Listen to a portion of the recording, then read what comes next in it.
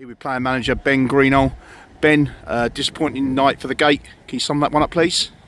Yeah, well, I think we're all gutted in there because it's the first loss of the season in terms of in the league, and I felt like it was a performance where we'd done enough. I just said it there, it reminded me a little bit of the Ashford game, obviously different circumstances, but for 30 minutes of that second half it was ours for the taking, and we really had them, and they weren't creating much, and we were nicking the ball off them well, and it was a really organised press. And then we've had a corner, we've lost the ball, and they've sort of counter-attacked on us a little bit and got the goal. And that's what's most frustrating, is that we've done everything I felt like we could have done.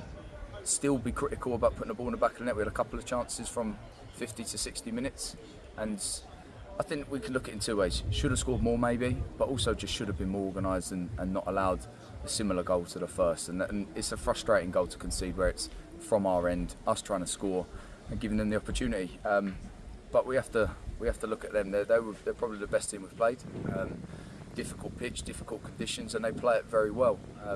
So I look at the overall 90 minutes, and I think we've done very well to match them and probably take the game to them, and if not, have enough chances to probably come away with something from the game. But frustratingly, and something that we now need to pick at, is we didn't. And that's something that can't keep sort of leaking into our games. It's the first loss. If we were to say to get to mid-October in the league and we hadn't lost the game up to then, obviously we would have taken that at the start of the season. But now it's a case of, I want to see everyone's reactions. They're showing it on the pitch, they're showing the heart, but now we need that little bit more desire to take the ball over the line. And after your first loss, let's see how we react. We've got a difficult game at Sheppey, and obviously it's going to be a tough game at Erith on Tuesday as well, because that's a really tough condition pitch. But I'm glad, first game in grass for a while. I thought we did it really well, but like we said, we've got to come away with something.